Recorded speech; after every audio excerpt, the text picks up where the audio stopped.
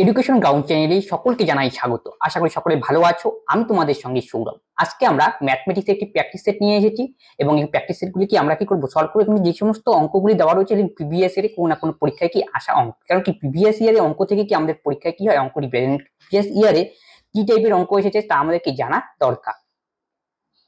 প্রথম অঙ্ক কি বলেছে, নিম্নলিখিত কোন সংখ্যাটি মূলদ সংখ্যা নয়। তাহলে মূলদ সংখ্যা কি সেটা আগে বুঝে নিই। যে সমস্ত সংখ্যাকে পি বাই কিউ আকারে লেখা যায় সেই সমস্ত সংখ্যাকে আমরা বলি মূলদ সংখ্যা বা রেশনাল নাম্বার। সেখানে মনে রাখতে হবে Q not equal to zero, মানে কি হরটাকে কি হওয়া যাবে না, শূন্য হওয়া যাবে না। তাহলে দেখো তো কোনটাকে পি বাই কিউ আকারে লেখা যায়। সবাই বলবে তো 64/1, এটার নিচে 1, এটার নিচে 1, এটার নিচে 1, তো আমরা লিখতে পারি। তাই সবগুলোই তো মূলদ সংখ্যা, কিন্তু এইভাবে দেখলে হবে না। আসলে কি 64 রয়েছে, 64 আমরা বর্গমূল করে দিলে কত হবে 8, 8 এর নিচে 1 আমরা লিখতে পারি। এটা কি, তার মানে এটা কি মূলদ সংখ্যা, আমাদের কোনটা মূলদ সংখ্যা নয়, অর্থাৎ অমূলদ সংখ্যা আমাকে বের করতে হবে। অমূলদ সংখ্যা 64 রয়েছে, ঘনমূল করলে কত আসবে 4, 4 এর নিচে আমরা লিখতে পারলাম 1 পি বাই কিউ, ঠিক আছে। 8 এর ঘনমূল রয়েছে, তাহলে কত 2, 2 এর নিচে 1 লিখতে পারি পি বাই কিউ, ঠিক আছে, এটাও মূলদ সংখ্যা। কিন্তু রুট 8 রয়েছে, সবাই বলবে 8 এর রুট 8 এর নিচে তো আমরা 1 লিখতে পারি, কিন্তু লক্ষ্য রাখা দরকার রুট 8 কি সম্পূর্ণরূপে আমরা কি বর্গমূল করতে পারি। রুট 8 কে যদি আমরা বর্গমূল করলে কি দাঁড়াবে 2√2 বাই কত 1। এখন মনে রাখতে হবে তো পি বাই কিউ আকারে হলো, সবাই বলতে পারে এটা কি, এটা হলো আমাদের মূলদ সংখ্যা, কিন্তু এটা মূলদ সংখ্যা নয়। কেন নাকি মূলদ সংখ্যা আসলে যদি অরিজিনাল ডেফিনেশন দেই, তার মানে কি √2 কে যদি আমরা বিশ্লেষণ করি তাহলে এটাকে ভাঙলে পরে কি হবে 1 4 4 এরকম একটা সংখ্যা আসবে, যেই সংখ্যাটা হবে নন রিপিটিং সংখ্যা। নন রিপিটিং সংখ্যা মানে কি, ধরা যাক একটা সংখ্যা নিলাম 1.7323456567 এরকম, মানে কোনোটার সঙ্গে কোনোটা লিঙ্ক নেই, মানে কোনো একটা সিকোয়েন্সে চলছে না। যদি এরকম কোনো সংখ্যা হতো 1.66, তাহলে রিপিটিং সংখ্যা। এগুলা 1.232323 একটা রিপিটিং সংখ্যা, তার মানে এগুলাকে কি আমরা কি বলতে পারি মূলদ সংখ্যা। কিন্তু এরকম যদি নন রিপিটিং সংখ্যা হয় তাহলে সেটাকে আমরা ভেঙে কি পি বাই কিউ আকারে কি আনতে পারবো না। এর জন্য √8 ঠিক কি এই টাইপের সংখ্যা, যদি বর্গমূল করে দেখা যায় এরকম কি নন রিপিটিং সংখ্যা আসবে, এই জন্য একে বলা হয় কি আমরা অমূলদ সংখ্যা বলি। তার মানে কি ডি হবে আমাদের কারেক্ট অ্যান্সার। তার সোজা কথা একটা শর্টকাট ভাবে মনে রাখতে হবে, যে সমস্ত সংখ্যার বর্গমূল বা ঘনমূল আমরা করতে পারবো সেগুলো মূলদ সংখ্যা, যেটা পারবো না সেটা কি অমূলদ সংখ্যা। একটি সমকোণী ত্রিভুজের সমকোণ গঠিত করে এমন দুটি বাহুর দৈর্ঘ্য 3 সেমি ও 4 সেমি, তবে এর পরিবৃত্তের ক্ষেত্রফল কত হবে। পরিবৃত্ত মানে কি, কোন একটা ত্রিভুজ তার বাইরে যে বৃত্ত থাকবে সেটাই হলো কি পরিবৃত্ত। বলছে কোন ত্রিভুজের, সমকোণী ত্রিভুজের। সমকোণী ত্রিভুজের পরিবৃত্ত মানে সমকোণী ত্রিভুজ থাকবে তার বাইরে একটা বৃত্ত থাকবে, সেটাকে আমরা বলি পরিবৃত্ত। যে কোনো ত্রিভুজের যদি বাইরে বৃত্ত থাকে সেটাকে আমরা বলি পরিবৃত্ত। সমকোণী ত্রিভুজ বলছে, মাঝখানে আমরা সমকোণী ত্রিভুজ ড্র করলাম, যার দুটি বাহুর দৈর্ঘ্য কত 3 সেমি এবং কি 4 সেমি, বোঝা গেল। তাহলে বলতো কি অতিভুজের দৈর্ঘ্য কত হবে, যেহেতু সমকোণী ত্রিভুজ তার মানে কি লম্ব স্কয়ার প্লাস ভূমি স্কয়ার ইকুয়াল টু অতিভুজ স্কয়ার। তাহলে এটা যদি 3 হয়, এটা 4 হয়, এটা কত হতে হবে, তার মানে এটা 5 হতে হবে। এখান থেকে একটা আমাদের শিক্ষণীয় ব্যাপার, যে কোন পরিবৃত্তের ভেতরে, ভালো করে শুনবে, কোন পরিবৃত্তের ভেতরে যদি সমকোণী ত্রিভুজ থাকে, যদি রাইট অ্যাঙ্গেল থাকে, তাহলে তাহলে রাইট অ্যাঙ্গেলের যে অতিভুজটা রয়েছে হাইপোটেনাস, সেই অতিভুজটাই হবে কি এই যে পরিবৃত্ত রয়েছে তার ব্যাস। আসলে অতিভুজটাই হলো কি পরিবৃত্তের ব্যাস, এই কনসেপ্টটা তোমাকে জানতে হবে। তাহলে পরিবৃত্তের ব্যাস কত, কিন্তু আমাকে কি বের করতে হবে পরিবৃত্তের ক্ষেত্রফল কত। পরিবৃত্তের ক্ষেত্রফল বের করতে পরিবৃত্তের রেডিয়াসের দরকার, তাহলে পরিবৃত্তের ব্যাস জানলাম 5, তাহলে রেডিয়াস কত হবে তার অর্ধেক 5/2। এটা হলো কি পরিবৃত্তের ব্যাসার্ধ। এবার আমাকে কি বলছে সেই পরিবৃত্তের ক্ষেত্রফল কত, তাহলে পরিবৃত্তের ক্ষেত্রফলের ফর্মুলা কি পাই আর স্কয়ার। দেখো সবগুলোর অ্যান্সারের মধ্যেই পাই রয়েছে, তাই পাইয়ের মান আমাদের এক্সট্রা করে বসানোর দরকার নেই।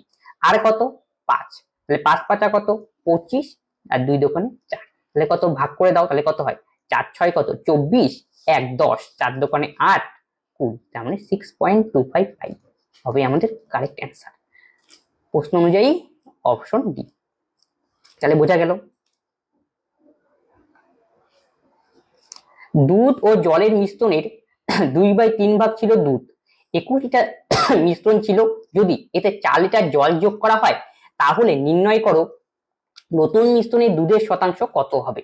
মিক্সচারের অঙ্ক, দুধ ও জলের মিশ্রণের 2/3 ভাগ দুধ ছিল, আচ্ছা মিক্সচারের মধ্যে মিল্ক ছিল কতটুক 2/3, তাহলে বাকিটা কি থাকবে ওয়াটার, তাহলে 1/3 থাকবে ওয়াটার। তাহলে অনুপাত কত যদি করি তাহলে 2:1 কত 1 হবে, কারণ 18 কাটাকাটি গেল। টোটাল মিক্সচার কত ছিল 21, তাহলে মিক্সচার কত 21। এই মিক্সচার যদি 21 থাকে তাহলে এখান থেকে বলতো মিল্ক কত আর ওয়াটার কত। টোটাল মানে 2 একে কত 3, 3 এর ভ্যালু হলো 21, তাহলে একের ভ্যালু কত হবে 7। তাহলে এখানে মিল্ক রয়েছে কত 7 দোকানে 14, ওয়াটার রয়েছে কত 7। এবার কোশ্চেনে আসি, যদি এতে 4 লিটার জল যোগ করা হয়, জল যোগ করলে ওভারঅল মিশ্রণটা কি হবে বৃদ্ধি পাবে। তাহলে ইনিশিয়াল কত ছিল মিক্সচার 21, 4 লিটার জল যোগ করলে টোটাল মিক্সচার এখন কত 21 আর 4 যোগ করলে কত হবে 25, এটা হলো টোটাল মিক্সচার। এখন প্রশ্ন অনুযায়ী কি বলেছে, তবে নির্ণয় করুন নতুন মিশ্রণে দুধের শতকরা পরিমাণ কত রয়েছে। দুধ তো কোনো বদলায়নি, দুধ পূর্বেও যা ছিল এখনো তাই রয়েছে, ওয়াটার অ্যাড করা হয়েছে, তাহলে মিক্সচারটা আমাদের পরিবর্তন হলো। মিক্সচার কত হলো 25। এখন দুধের পার্সেন্টেজ বের করে, দুধ কতটা 14, তাহলে 25 ইউনিটের মধ্যে 14 ইউনিট যোগ এর পার্সেন্টেজ ইনটু 100, 4 25 100, 4 14 কত 56, তাহলে 56% হবে আমাদের কারেক্ট অ্যান্সার, অপশন বি।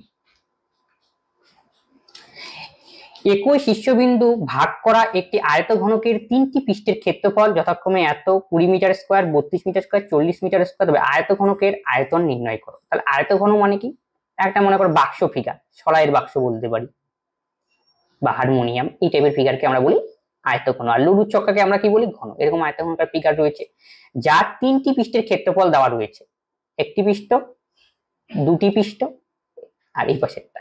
3টা পৃষ্ঠের ক্ষেত্রে ওভারঅল কিন্তু ক্ষেত্রফল দেওয়া নেই, 3টি পৃষ্ঠের ক্ষেত্রফল দেওয়া রয়েছে। সেগুলি কত 20 মিটার স্কয়ার, 32 মিটার, 40। এখান থেকে আমাকে বের করতে হবে আয়তঘনকের আয়তন কত। তাহলে আয়তঘনকের আয়তনের ফর্মুলা আমাকে জানতে হবে, সেটা কি এ বি সি।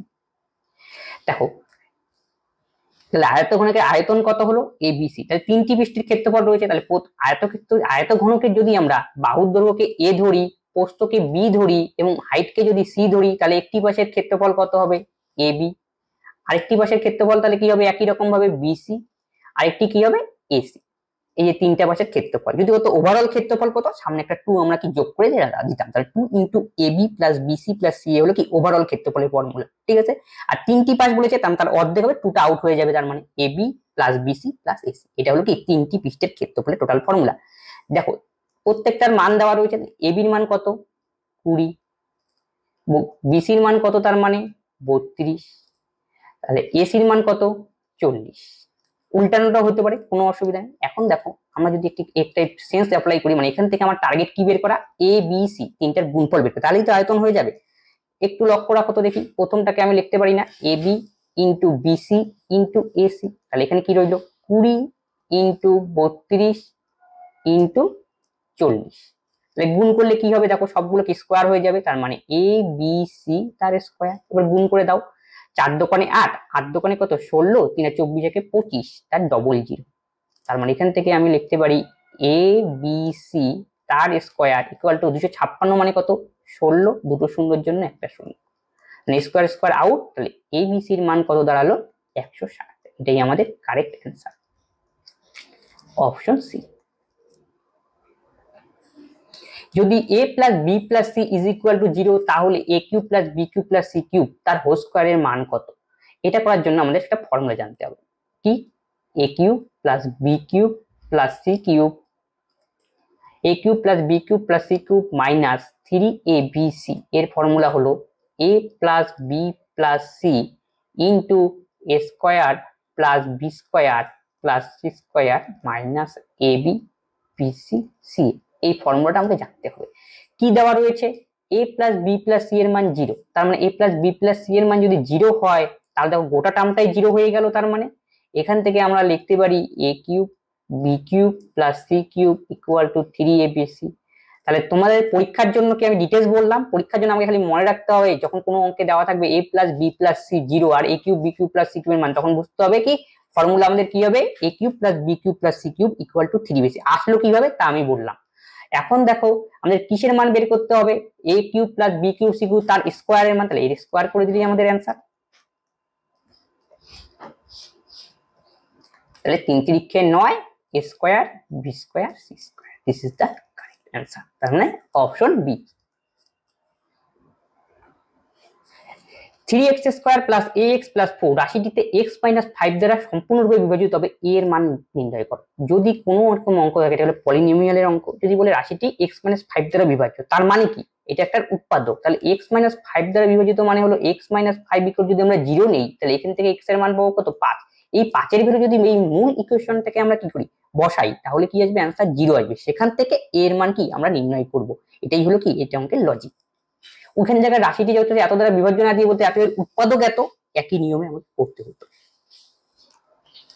তাহলে 3x তাহলে x equal to x minus 5 equal to 0, তাহলে x ইকুয়াল টু কত 5, তাহলে x এর জায়গায় এখানে 5 বসাবো ইকুয়াল টু 0 করব, এখান থেকে এর মান নির্ণয় করব। তাহলে কত 3 ইনটু 5 এর স্কয়ার, তাহলে কত হয় 3 ইনটু 25 গেল, প্লাস ax তার মানে 5a প্লাস 4 ইকুয়াল টু আমাদের কি আসবে 0, এখান থেকে এর মান নির্ণয় করতে 3 25 75 আর 4 কত 79, তাহলে 5a ইকুয়াল টু মাইনাস 79, তাহলে a ইকুয়াল তাহলে কত মাইনাস 79/5, ভাগ করতে হবে 2 দিয়ে গুণ করে দাও, 5 দোকানে 10, 9 দোকানে 18, 7 দোকানে 14 কে 15, মানে মাইনাস বসবে একটা শূন্য পেছন থেকে এক ঘর পর দশমিক, 15.8 হবে আমাদের correct answer, minus option C.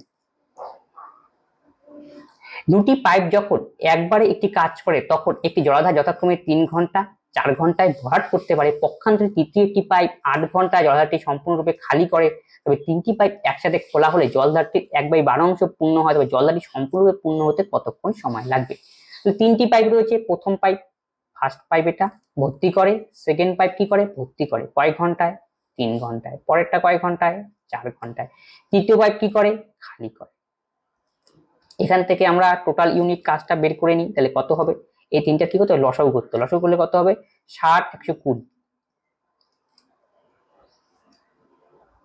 তাহলে প্রথম পাইপের এফিসিয়েন্সি তাহলে কত হবে 3 4 12, 4 দোকানে 8, সরি এত বড় নিয়ে আমার কাজ নেই, 24 নাও, লসাগু 24 হলে কি হয়ে যাবে, তাহলে 3 8 কত 24, তাহলে প্রথমটার এফিসিয়েন্সি কত 8, দ্বিতীয়টার এফিসিয়েন্সি কত 4 6 24, তৃতীয়টার এফিসিয়েন্সি কত 3 8 কত 24, তাহলে প্রথম দুটো কি করে পূর্ণ করে, লাস্টেরটা কি করে খালি করে, আলটিমেটলি তারা কতটা ইউনিট মানে কতটা ভর্তি করবে মানে 1 ঘন্টায়, 8 6 14, তার থেকে 3 বিয়োগ করতে হবে 11, এটাই আসলে কি তিনটা নলের টোটাল এফিসিয়েন্সি, তিনটা নলের টোটাল এফিসিয়েন্সি কত পেলাম আমরা 11, কেন লাস্টেরটা কি খালি করে বিয়োগ করতে হবে, 8 6 14 মাইনাস 3 11। এরপরে কি বলছে 3টি পাইপ একসাথে খোলা হলে 1/12 অংশ পূর্ণ হয়, মানে 1/12 অংশ পূর্ণ হয়েছিল, এখন বলছি সমস্তটা, মানে বাকি থাকলো কত 11/12 অংশ, সেটাকে পূর্ণ করতে হবে, 24 তার কত 11/12 অংশ, এটা কি টোটাল ইউনিট কাজ, আমাদের টাইমের দরকার, টাইম মানে কি টোটাল ইউনিট, এই কাজটাকে এখন আমাদের টোটাল যতটুকু এফিসিয়েন্সি সেটাতে ভাগ করতে হবে, মানে 11 দিয়ে ভাগ করতে হবে, এই হলো অঙ্ক 11 12 দোকান 24, তাহলে 2 আওয়ার হবে আমাদের কারেক্ট অ্যান্সার, অপশন এ। 4 বছরের জন্য বার্ষিক 7.5% সরল সুদের হারে একটি মূলধন বিনিয়োগ করা হলো, যদি বিনিয়োগ 5 বছরের জন্য হয় তাহলে অর্জিত সুদ এত টাকা বেশি হয়, তবে প্রাথমিক বিনিয়োগ কত ধনরাশির পরিমাণ কত, তাহলে 4 বছরের জন্য এত পার্সেন্ট, তাই আমি ধরলাম মনে করো প্রিন্সিপাল 100, তাহলে 4 বছরে এত পার্সেন্ট হলে ইন্টারেস্টটা কত হবে সেটাকে আমরা বের করে নিই, প্রথম ক্ষেত্রে 4 দিয়ে কে গুণ করে দিলেই হবে, 4 5 কত 20, 4 7 8002 কত 30, তাহলে 30.0, 4 5 20, 4 7 8002 30। আবার দ্বিতীয় ক্ষেত্রে হিসাব করি, প্রিন্সিপাল ওই 100ই হবে, দ্বিতীয় ক্ষেত্রে কত পার্সেন্ট হারে বলছে 4 বছরের জন্য 75, যদিও 5 বছরের জন্য বলছে, আচ্ছা ইয়ারটা খালি চেঞ্জ করে দিয়েছে এটাতে, তাহলে কত 7.5%, তাহলে কত হয় 5 5 25 এর 5, 5 7 35 আর 2 কত 37, 37.5, তাহলে দেখো ডিফারেন্স কত 7.5, এই যে ডিফারেন্স এটাই তো দেওয়া রয়েছে এত টাকা বেশি, তাই এর ভ্যালু 375, তাহলে একের ভ্যালু তাহলে কত হবে 375 বাই কত 7.5 ইন্টু 100, এটাই তো প্রাথমিক মান, যেহেতু 100 ধরেছিলাম। এবার কাটাকাটি, এখানে একটা শূন্য চলে গেল, 75 কে 5 দিয়ে যায়, 5 5 25 এর 5, 5 7 35 2 37, তাহলে 5000 হবে আমাদের correct answer, option B. Next অঙ্ক দেখো, বার্ষিক 9.5% সরল সুদে নির্দিষ্ট অঙ্কের টাকা 6 বছরে এত টাকা হয়, প্রাথমিকভাবে বিনিয়োগের পরিমাণ কত, মানে প্রিন্সিপাল বের করতে বলেছে, 6 বছরে এত টাকা হয়, আচ্ছা প্রিন্সিপাল আমরা 100 ধরে নিই, তাহলে ইন্টারেস্ট কত হবে 9.5 ইন্টু 6, তাহলে 5 6 30 শূন্য, 6 নং 54 আর 10 50 কত 57, তাহলে 57.0। আমাকে এটা কি এত টাকা হয়, এটা আসলে অ্যামাউন্ট দেওয়া রয়েছে, তাহলে অ্যামাউন্ট কত হবে, 100 সঙ্গে 57 আমাকে যোগ করতে হবে, তাহলে 157, কারণ কি প্রিন্সিপালের সঙ্গে ইন্টারেস্ট যোগ করলে আমরা অ্যামাউন্ট পাই। এই অ্যামাউন্টের মানি দেওয়া রয়েছে কত 942, তাহলে একের ভ্যালু কত 942 বাই কত 157। আমাকে কি আনতে বলেছে, বিনিয়োগ মানে প্রিন্সিপাল, তাহলে 100 এর মান কত, দেখো তো এটা কত দিয়ে কাটাকাটি, 6 দিয়ে, 6 7 42 2, 6 15 90, আচ্ছা 94, 600 হবে আমাদের সঠিক উত্তর, অপশন বি। এখন থেকে 3 বছর পর ধৈর্যের বয়স হবে ইউনিসের বয়সের দ্বিগুণের চেয়ে 8 বছর কম, তাদের বর্তমান বয়সের যোগফল 61 বছর হলে ধৈর্যের বর্তমান বয়স কত। আমি ধরলাম ধৈর্যের বর্তমান বয়স ডি, ইউনিসের বর্তমান বয়স ইউই ধরলাম, তারা বলছে 3 বছর আগে, আচ্ছা এর থেকে এরও 3 বছর যাবে, এরও কি 3 বছর যাবে গেল ইউনিসের থেকে, 3 বছর আগে ধৈর্যের বয়স ইউনিসের বয়সের দ্বিগুণ থেকে, আচ্ছা ইউনিসের বয়সের সঙ্গে দ্বিগুণ করতে বলছে, তার থেকে 8 কম করতে বলেছে, যে করে দিলাম। তাহলে এখান থেকে একটা ভালো একটা ফিগার নিয়ে আসি, D minus U equal to, sorry D minus 2u হবে, কারণ কি 2 দিয়ে গুণ হবে, ডি মাইনাস 2u মাইনাস 3 দোকানে 6, 3 দোকানে 6 মাইনাস কত 8 মাইনাস বেশি গেলে প্লাস, তাহলে কত হয় 8 এর থেকে 3 গেলে কত -5, ডি মাইনাস 3 কয় বছর আগে বলছে 3 বছর, এখন থেকে 3 বছর পর, এত 3 বছর পর ইউনিসের বয়স দেখো 3 বছর পর বলেছে, সরি এখানে 3 হবে গেল, তাহলে এখানে গুণ করলে কত হবে, ডি এই পাশে গেলে তাহলে কি হয়ে যাবে -3 গেল 8, 3 দোকানে 6 তো 3, আচ্ছা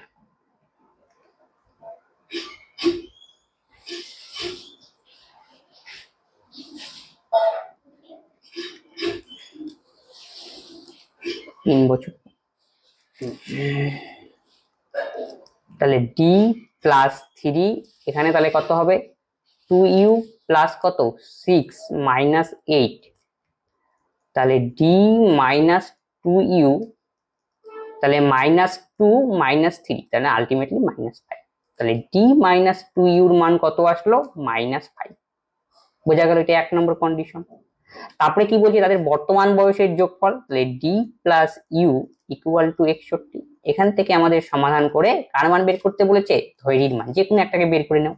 দেখো এখান থেকে যদি আমি এটা 2 থেকে যদি 1 বিয়োগ করে তাহলে কি হবে, ডি কাটাকাটি যাবে, তাহলে ইউ আর এখানে মাইনাস মাইনাসে প্লাস হবে, মানে 3u হবে কত 66, ইউ ইকুয়াল টু কত 22, কার মান বের করতে বলছে, ধৈর্যের মান, তার মানে কি এই যে 2 নং ইকুয়েশনের সাহায্যে এখান থেকে ধৈর্যের মান বের করব, তাহলে ডি এর মান কত হবে 61 মাইনাস 22, তার মানে 39, 11 থেকে 2 9, 6 থেকে 3 বসে 3, 39 হবে আমাদের কারেক্ট অ্যান্সার, অপশন এ। সন্ধান করে বলো সেই 2 অঙ্কের সংখ্যাটি কোনটি যার অঙ্কদ্বয়ের গুণফল ঠিক তার সংখ্যাটির 3 গুণ, তার মানে কি বলছে অঙ্কদ্বয়ের গুণফল সংখ্যাটির 3 গুণ, আচ্ছা অঙ্কদ্বয়ের গুণফল করতে বলছে, তাই 3 6 কত 18, তাহলে কয় গুণ হলো 2 গুণ, না এটা হবে না। সংখ্যাদ্বয়ের গুণ করতে বলছে 2 কে 2, তাহলে কয় গুণ হলো 6 গুণ, না এটা হবে না। গুণ করতে বলছে 4টা 32, তাহলে কয় গুণ হবে, এটা তো 3 গুণ হবে না, যে ঠিক 3 গুণ, তাহলে এটাও তো হবে না। সংখ্যাদ্বয় গুণ করতে বলেছে, অঙ্কদ্বয় 4 দোকানে কত 8, তাহলে কত গুণ 24 8 3 গুণ, এটাই আমাকে বের করতে হবে, তাহলে কি মিলে গেল আমাদের লজিক, তাহলে অপশন কি হবে কারেক্ট, অপশন টেস্টের সাহায্যে আমরা করব। একটি ব্যাগে সমান সংখ্যক নীল থেকে লাল বলের সংখ্যার অনুপাত সমান সমান রয়েছে, আচ্ছা তারপরে কি নীল বল আর কি রেড বল অনুপাত কি রয়েছে সমান সমান। তারপরে কি বলছে, যখন 44টি লাল বল ছিল তখন নীল বলের সংখ্যা ছিল 36, যদি নীল বলের সংখ্যা 54 হয় তবে ব্যাগে কয়টি বল ছিল, কোনটা সংখ্যা বের করতে বলছে, লাল বলের সংখ্যা। আচ্ছা যখন নীল বলের সংখ্যা 36 ছিল তখন লাল বলের সংখ্যা কতগুলি ছিল 44টি, ঠিক আছে, তাই নীল বলের সংখ্যা যদি একটি হয় তখন লাল বলের সংখ্যা কত হবে 44/36, নীল বলের সংখ্যা যদি 54 হয় তবে লাল বলের সংখ্যা কত হবে 36 × 54, কাটাকাটি করো 9 দিয়ে, 9 দিয়ে 6 নং 54, 4 নং 36, 4 11 44, 6 11 66, তাহলে 66 হবে আমাদের কারেক্ট অ্যান্সার, অপশন বি। প্রকার এ কর্মী প্রকার বি এর কর্মীর 3 গুণ কাজ করে, ঠিক আছে। 12 জন প্রকার এর কর্মীরা 10 দিনে একটি কাজ সম্পন্ন করতে পারে। ওই একই কাজ সম্পন্ন করতে 4 জন প্রকার এ এবং 8 জন প্রকার বি কর্মীদের কতদিন সময় লাগবে তা আমাকে নির্ণয় করতে বলেছে। তার মানে দুজনে এফিসিয়েন্সির মানে দুটো গ্রুপ রয়েছে, এ গ্রুপে কিছু কর্মী রয়েছে, বি গ্রুপে কিছু কর্মী রয়েছে, তাদের এফিসিয়েন্সি রিলেশন দেওয়া রয়েছে ফার্স্ট কেসে। তাহলে এর এফিসিয়েন্সি, এ গ্রুপের যে কর্মী আছে তাদের এফিসিয়েন্সি, বি গ্রুপে যারা কর্মী রয়েছে তাদের এফিসিয়েন্সির রেশিও দেওয়া রয়েছে। কি বলেছে? এ কর্মী প্রকার এ কর্মী প্রকার বি কর্মীর দ্বিগুণ। আচ্ছা, তার মানে এটা 3, এটা কত হবে 1 অ্যাকর্ডিং টু কোশ্চেন। টাইম কি হবে তার আমরা কি জানি, উল্টো হয় 1:3, যেহেতু এফিসিয়েন্সির সঙ্গে টাইমের কি রিলেশন ব্যস্ত যখন টোটাল কাজ ফিক্সড আছে। তাহলে হচ্ছে 12 জন এ কর্মী, তাহলে এ কর্মীর সংখ্যা কত ছিল? 12 জন। আচ্ছা, 12 জন এ কর্মী 10 দিনে একটি কাজ করে গেল, তাহলে 10 দিনে এক কাজ করে, তাহলে একজনের কত সময় লাগবে? তাহলে 100 কত 20 দিন। তাহলে বোঝা গেল, তার মানে এর যদি লাগে 120 দিন, তাহলে বির কত লাগবে? 3 বারং 36, 360 দিন। মানে কি এখানে একজন যদি কাজ করে, এরকম বলছে 8 জন 4 জন প্রকারে, কয়জন? 4 জন। 4 জন, একজনের যদি লাগে 120 দিন, তাহলে 4 জনের লাগবে কত? কম লাগবে নিশ্চয়ই, 30 দিন। একই রকম ভাবে বি এর ক্ষেত্রে কত লাগে? 8 জনের কত লাগবে? একজনের লাগে 360, তাহলে 8 জনের কত লাগবে? 8 দিয়ে ভাগ করতে হবে। বি এর ক্ষেত্রে এটা, এর ক্ষেত্রে আছে, বি এর ক্ষেত্রে 8 দিয়ে ভাগ করলে কত হয়? 4 8 কত 32, 4 40, 5 8 35, 45 দিন। বোঝা গেল, তাহলে 30 দিন আর 45। এখন তারা বলছে কতদিনে কাজটি শেষ করবে, তাহলে টোটাল ইউনিট কাজ করতে হবে টাইম এন্ড ওয়ার্কের অঙ্কের মতো। তাহলে কত হয়? 90। এফিসিয়েন্সি কত এখান থেকে বের করে নাও। তাহলে এর এটা হলো কার ক্ষেত্রে? এর ক্ষেত্রে। এটা কি বি গ্রুপের ক্ষেত্রে? তাহলে 30 কত 3, 90 ভাগ 45 তাহলে কত 2। এটা হলো টোটাল ইউনিট কাজ, আর নিচেরটা হলো আমাদের এফিসিয়েন্সি, আমাদের লাগবে টাইম। তাহলে টাইম ইকুয়াল টু কি? টোটাল ইউনিট কাজ বাই টোটাল এফিসিয়েন্সি। তাহলে 3 আর 2 কত 5, তাহলে 5 18 90, 18 দিন হবে আমাদের কারেক্ট অ্যান্সার, অপশন বি।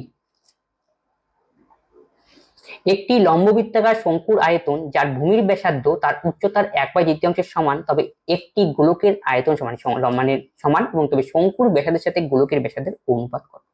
তাহলে লম্ববৃত্তাকার শঙ্কুর আয়তন যার ভূমির ব্যাসার্ধ, লম্ব শঙ্কুর আয়তন আমরা বের করে নিই। তাহলে ভি ইকুয়াল টু কত হবে? আচ্ছা, তার আগে ভূমির ব্যাসার্ধ আর উচ্চতার মধ্যে রিলেশন দেওয়া রয়েছে।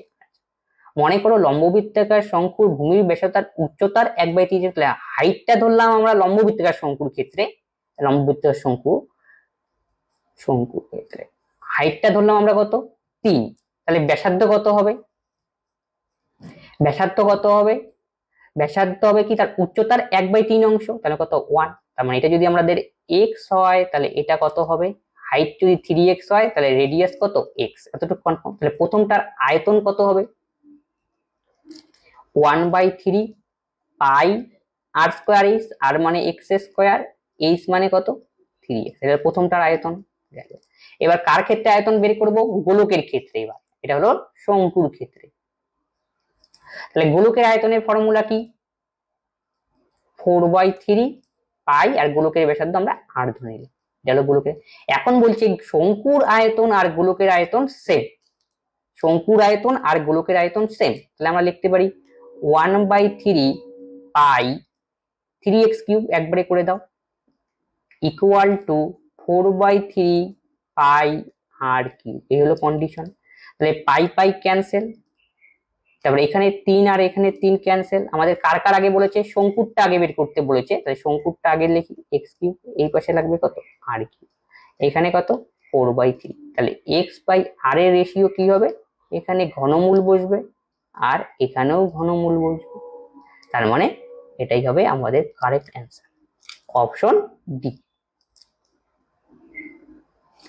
উমর অবিনাশ যথাক্রমে এত টাকা ও এত টাকা বিনিয়োগের সাথে অংশীদারিত্ব শুরু করেন, কিন্তু জরুরি আর্থিক অবস্থার কারণে অবিনাশকে 8 মাস পরে তার বিনিয়োগ প্রত্যাহার করতে হয়েছিল। প্রথমে 12 মাসের জন্য মুনাফা উভয়ের মধ্যে কোন অনুপাতে ভাগ হবে? আচ্ছা, তার মানে কে কে রয়েছে ব্যবসায়? উমর আর অবিনাশ। তাহলে উমর কত টাকা নিয়ে নেমেছিল? 1000 টাকা, 1 3 4 সরি 10,000। তারপরে হলো অবিনাশ কত টাকা নিয়ে নেমেছিল? 15,000। ব্যবসা কত কত সময়ে সেটা দেখতে হবে, কি বলছে, প্রথম 12 মাসের জন্য মুনাফা, তাহলে তাহলে ব্যবসা চলবে কত 12 মাসের, তাহলে কি বলছে অবিনাশ 8 মাস পরে তার বিনিয়োগ প্রত্যাহার করেছিল, তার মানে কি এ তো 12 মাস চলবেই, তাহলে এর কত মাস চলবে 8 মাস পরে, তার মানে এর চলবে কত 8 মাস গেল। এখন তাহলে এটা কি গুণ করলাম আমরা, মূলধনের সঙ্গে টাইম, তাই এটা কিসের রেশিও আসবে, প্রফিটের রেশিও আসবে। যখন আমরা মূলধনের সঙ্গে সময় গুণ করব তখন সেটা কিসের রেশিও এসে যায়, প্রফিটের রেশিও। প্রফিটের রেশিও বের করতে হবে এখন। এই 3টা শূন্য, এই 3টা শূন্য কাটা, তাহলে 12 কে 10 দিয়ে গুণ করলে 120, এখানেও 120, তার মানে কাটাকাটি করলে 1/1। তাহলে প্রফিটের রেশিও কত আসবে, মুনাফা 1:1 অনুপাত দুজনের মধ্যে, তার মানে ভাগ হবে, মানে সমান সমান। Option B. নিচের কোনটি, নিচের কোন সংখ্যাটি এত এর বর্গমূল, এটা করার জন্য অপশন টেস্ট করবো। ইউনিট ডিজিটের সাথে দেখো 8 রয়েছে, 8 এর স্কোয়ার যদি করি, লাস্টের যে ইউনিট ডিজিট রয়েছে কত 64, তার মানে কি 128 এর স্কোয়ার করলে ইউনিট ডিজিটে যে সংখ্যাটা থাকবে তার সাথে কত থাকবে 4 থাকবে, কিন্তু ইউনিট যেখানে 6 রয়েছে তার মানে এটা কোনোদিনই হবে না। 4 এর স্কোয়ার করলে কত হয় 16, হ্যাঁ এটা হতে পারে। 2 এর স্কোয়ার করলে কত হয় ইউনিট ডিজিটে 4, এটাও হওয়ার সম্ভাবনা নেই। 124 যদি 4 স্কোয়ার করি 16, মানে হয় আমাদের অ্যান্সার 134 হবে, না হলে কত 124 হবে। এখন দেখতে হবে কি, আমরা কি জানি পিছন থেকে যদি জোড়া করি, যে 76 কে বাদ হলে 153 নিয়ে কাজ করি। দেখো এখানে 13 রয়েছে, এখানে 12 রয়েছে, যদি 13 স্কোয়ার নেই তাহলে কত হয় 169, বেশি হয়ে যাচ্ছে। আর 12 স্কোয়ার নিলে কত হয় 144, তাহলে বোঝা যাচ্ছে এটা কি দিয়ে যাবে, যেহেতু বেশি নিলে হবে না, কম নিতে হবে, অর্থাৎ সমান নিতে হবে। তবে সমান বা ছোট নিতে হবে, তাহলে 12 স্কোয়ার নিলে 144, আর 13 নিলে কত 169, বেশি হয়ে যাচ্ছে, তার মানে কি 12 স্কোয়ার আমাকে নিতে হবে ছোটটা, তার মানে অপশন ডি হবে কারেক্ট অ্যান্সার, এটাও আমাদের হবে। 3টি ট্যাঙ্ক এ বি সি দ্বারা একটি সুইমিং পুল 10 ঘন্টায় মধ্যে ভরা হয়। ট্যাঙ্ক সি এর গতি বি এর গতির দ্বিগুণ, বি এ থেকে দ্বিগুণ দ্রুত, তবে ট্যাঙ্ক এ একা সুইমিং পুলটি পূর্ণ করতে কত সময় নেবে, এটা হলো আমাদের অঙ্ক, চৌবাচ্চার অঙ্ক। তাহলে 3টি সুইমিং পুল 10 ঘন্টার মধ্যে ভরতে পারে। আচ্ছা, তাদের মধ্যে এফিসিয়েন্সি রেশিও দেওয়া রয়েছে, ট্যাঙ্ক সি এর গতি, ট্যাঙ্ক সি আর ট্যাঙ্ক বি, ট্যাঙ্ক সি এর গতি বি এর গতির দ্বিগুণ, আচ্ছা বি এর গতির দ্বিগুণ গেল 1 নম্বর। তারপরে বি এর দ্বিগুণ দ্রুত, বি আবার এর দ্বিগুণ দ্রুত, তাহলে এ যদি 1 হয় বি কত 2, আমরা তিনজনের মধ্যে রেশিও নিয়ে আসি a to b to c, তাহলে কত বি এখানে কত 1 আর এখানে বি কত 2, তাই সমান করতে হবে 2, কত 2 দিয়ে গুণ করে দিলাম 4, তাহলে বি কত হলো 2, সি কত এ কত হলো 1 আর সি কত 4, বোঝা গেল, এটা হলো এফিসিয়েন্সি। তাহলে তারা কত ঘন্টায় পূর্ণ করে 10 ঘন্টায়, তাহলে টোটাল এফিসিয়েন্সি কত 4 2 6 1 এর 7, যেহেতু 3টি নল একসাথে কাজ করে 7, টোটাল এফিসিয়েন্সি যদি টাইম দিয়ে গুণ করি ওটা ইউনিট কাজ বের হবে, তাহলে কত ইউনিট হলো 70 ইউনিট। এখন প্রশ্নে কে বলেছে এ একা সেই সুইমিং পুলটি পূর্ণ করতে কত সময় লাগবে, তার মানে টোটাল ইউনিট কাজ হলো 70, কে কাজ করবে এ কাজ করবে, তাহলে এর এফিসিয়েন্সির প্রয়োজন, তাই টোটাল ইউনিট কাজকে যদি এর এফিসিয়েন্সি দিয়ে ভাগ করে তাহলে কি হবে এর টাইম, এটাই তো আমাকে বের করতে বলছে, এর কত সময় নেবে, এর টাইম কত হয় টোটাল ইউনিট কাজ বাই এর এফিসিয়েন্সি তো 1, তার মানে 70ই হবে কারেক্ট অ্যান্সার, 70 ঘন্টা, অপশন ডি। একটি ট্রেন 90 কিলোমিটার বেগে 100 মিটার দীর্ঘ একটি সেতু অতিক্রম করতে 10 সেকেন্ড সময় নেয়, তবে মিটারে ট্রেনের দৈর্ঘ্য নির্ণয় করতে বলছে। তাই 90 কিলোমিটার পার আওয়ার বেগে চলে, মিটারে 90 কিলোমিটার বেগে, মানে 90 কিলোমিটার পার আওয়ার ছিল আসলে, বেগে 100 মিটার দৈর্ঘ্যের ট্রেন একটি 10 সেকেন্ড অতিক্রম করে, 90 কিলোমিটার পার আওয়ার থেকে মিটার পার সেকেন্ডে আমাকে করতে হবে, 90 ইন্টু কি 5/18 দিয়ে গুণ করে দাও, তাহলে কি মিটার পার সেকেন্ড। তাহলে 100 মিটার দৈর্ঘ্যের একটি সেতুকে অতিক্রম করে, তাই ট্রেন যখন একটা সেতুকে অতিক্রম করবে ট্রেনের দৈর্ঘ্য প্লাস সেতুর দৈর্ঘ্য আমাকে অ্যাড করে অঙ্ক করতে হয়, ট্রেনের দৈর্ঘ্য আমাদের বের করতে বলছে, এটাকে x ধরলাম, আর সেতুর দৈর্ঘ্য 100, কত সেকেন্ডে অতিক্রম করে 10 সেকেন্ডে। এই যে ট্রেনের গতিবেগ, এই পাশেও ট্রেনের গতিবেগ, কোন এককে মিটার পার সেকেন্ড এককে, 5×18 90, 5×5 25, 250, 250 থেকে 100 গেলে হয় 150, তাহলে x এর মান হবে 150, এটাই আমাদের কারেক্ট অ্যান্সার, এটাই ট্রেনের দৈর্ঘ্য, অপশন বি।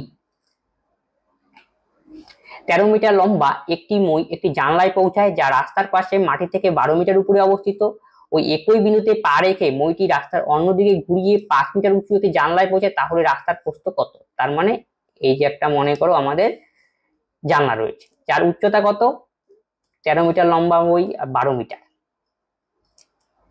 এই যে এখানে মইটা এইভাবে লাগানো আছে গেল। আরেকটা মনে করো জানলা আছে, মনে করো এরকম, যার হাইট কত অন্যদিকে ঘুরে 5 মিটার উঁচু, যেগুলো 5 মিটার, সেখানে কি ওই মইটাই এখানে লাগানো হলো, মানে যেই মইটা ছিল সেই মইটাকে মুভ করে দেওয়া হলো, ঘুরিয়ে দেওয়া হলো, তাহলে এই মইয়ের উচ্চতা কত দেওয়া রয়েছে 13, তাহলে এই মইটাও 13 হবে, কারণ কি দুটো মইয়ের হাইট কি সেম। তাহলে যে এটা যদি 13 হয় অতিভুজ, তার মানে এটা কত 12 হলো লম্ব, তাহলে এখানে 90 ডিগ্রি কোণ, তার মানে কি লম্ব স্কয়ার প্লাস ভূমি স্কয়ার অতিভুজের ফর্মুলা। তাহলে অতিভুজ যদি 13 হয়, লম্ব যদি 12 হয়, তাহলে ভূমি কত 13 স্কয়ার কত 144, 169, 12 স্কয়ার কত 140, তাহলে 169 থেকে 144 বিয়োগ করলে তাহলে কত হবে 169 থেকে 144 বিয়োগ করলে হবে 25, তাহলে এটা কত হবে 5 গেল। তাহলে এই পরের ক্ষেত্রে আসে, এই ত্রিভুজের ক্ষেত্রে অতিভুজ হলো 13, লম্ব হলো 5, তাহলে ভূমি কত, তাহলে ভূমি কত হবে অতিভুজ স্কয়ার মাইনাস কি লম্ব স্কয়ার করলে কি ভূমি, তাহলে 13 স্কয়ার কত 169, 5 স্কয়ার কত 25, তাহলে বিয়োগ করতে হবে 144, তাহলে 144 এর বর্গমূল করলে কত হয় 12, তার মানে ভূমি হবে 12, বোঝা গেল। মানে লম্ব স্কয়ার প্লাস ভূমি স্কয়ার ইকুয়াল টু অতিভুজের ফর্মুলা। এখন টোটাল প্রস্থ কত রাস্তা যোগ করতে হবে, 5 আর 12 যোগ করো, কত হবে 17, তাহলে 17 is the correct answer, option A. নিচের বৃত্তে যা এবি প্রসারিত হয়ে ডি বিন্দুতে ডিসি স্পর্শকের সাথে মিলিত হয়েছে, এবি 12 সেমি এবং ডিসি কত 8 সেমি, তবে বিডি এর দৈর্ঘ্য নির্ণয় করো। নিচের বৃত্তে যা প্রসারিত হচ্ছে ডি বিন্দুতে ডিসি স্পর্শক, এই যে স্পর্শক মানে কি, এই যে বৃত্তের কোন একটা পয়েন্টকে বাইরে একটা পয়েন্ট রয়েছে সেটাকে টাচ করে যাবে, এটাকে আমরা বলি স্পর্শক, ঠিক আছে। তাহলে এবির মান কত দেওয়া রয়েছে, এবির মান দেওয়া রয়েছে 12 কেন, তারপরে ডিসির মান মানে সিডির মান দেওয়া রয়েছে কত 8, আমাকে কিসের মান বের করতে হবে বিডির মান। এটা বের করার জন্য একটা ফর্মুলা রয়েছে, যদি কোনো একটা এরকম বৃত্তের কেন্দ্র থেকে বৃত্তের জ্যা বরাবর যদি মনে করো মাঝখানে কেটে এরকম একটা রেখা যায় আর যদি স্পর্শক থাকে, এর জন্য ফর্মুলা কি AD into BD equal to CD square, এই হলো ফর্মুলা। সিডি মানে স্পর্শকটার স্কয়ার। তাহলে এডির মান বসাও, তাহলে এডির মান কত হবে 12 প্লাস এক্স, বিডির মান কত হবে এক্স, সিডি কত 8, 8 স্কয়ার কত 64, তাহলে x square plus 12x minus কত 64 ইকুয়াল টু কত 0। তাহলে এখানে মিডিল টার্ম করে এক্স এর মান বের করতে হবে। কিভাবে হয় দেখো, 64 কে যদি আমরা ভাঙাই 16 ইন্টু 4, কি করে বানাতে হবে বিয়োগ করে, তাহলে 16 বিয়োগ 4 করলেই তো হয় 12। তাহলে এখান থেকে এক্স এর মান কত দেখো, প্লাস দিয়ে 16 কে গুণ করো, প্লাসে প্লাসে প্লাস, প্লাস 16 তার চিহ্ন বদলে দিবে, তাহলে মাইনাস 16। তাহলে এক্স এর যেহেতু স্কয়ার দুটো মান বেরোবে, তাহলে আরেকটা মান কত হবে প্লাস মাইনাসে -4, তাহলে ওই পাশে গেলে তাহলে +4, তার মানে কি মাইনাস মান তো গ্রহণযোগ্য নেই, দৈর্ঘ্যের ক্ষেত্রে আমাদের নিতে হবে প্লাস, মানে 4 হবে আমাদের correct answer, option B, sorry option C. Tapas, Abhi ও ঋষি একটি কেক ভাগ করেছে, তাপসের 1/2 অংশ ছিল, ঋষির 1/3 অংশ ছিল এবং অভির বাকি অংশ ছিল, তাহলে অভির কেকের ভাগ কত ছিল, তাপস, ঋষি আর অভি। তাপসের কত 1/2, ঋষির কত 1/3, তাহলে অভির কত, তাহলে দুটো যোগ করে একের থেকে বিয়োগ করতে হবে, 3 2 কত লসাগু করতে হবে, দুটো যোগ করার জন্য 3 দোকানে 6 আর 5, 5/6, একের থেকে বিয়োগ করলে তাহলে কত হবে 1/6, বোঝা গেল। এখন কি বলছে অভির কেকের ভাগা কত, হয়ে গেল অঙ্ক, অভির কেকের ভাগা 1/6, অপশন ডি। 3 মাসের জন্য 750 টাকা বিনিয়োগ করার পর সুদ পাওয়া গিয়েছে 18 টাকা, তবে বার্ষিক সরল সুদের হার কত নির্ণয় করতে বলেছে। সরল সুদের হার রেট অফ ইন্টারেস্ট, তাহলে কি ফর্মুলা ইউজ করব আমরা, I equal to PTR by কত 100, সুদ কত পাওয়া গিয়েছে 18 টাকা, বিনিয়োগ কত পি 750, 3 মাসের জন্য আমাদের কি সবসময় কি ইয়ার নিয়ে অঙ্ক করি, তাহলে 3 মাসকে তাহলে ইয়ার করতে গেলে কত 3 ভাগ 12 করতে হবে, মানে 1/4 বসবে ইয়ারের জায়গায়, তাহলে উপরে 1 নিচে কত 4 আর নিচে 100, এখানে বসবে 8। এবার কাটাকুটি করো, এটা কত কাটো, 5 দিয়ে কাটো, 5 দোকানে কত 10, 5 15 কত 75 গেল।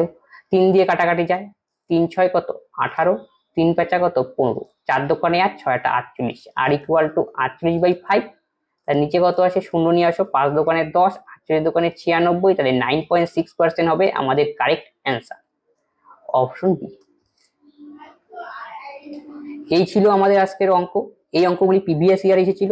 আজকে যে অঙ্ক করানো হলো সেই অঙ্ক সংক্রান্ত যদি তোমাদের কোনো ডাউট থাকে তোমরা অবশ্যই কমেন্ট বক্সে কমেন্ট করবে এবং বন্ধুদের সঙ্গে এই ক্লাসগুলি শেয়ার করে সবাই এই ক্লাসগুলি দেখে কি হয় উপকৃত।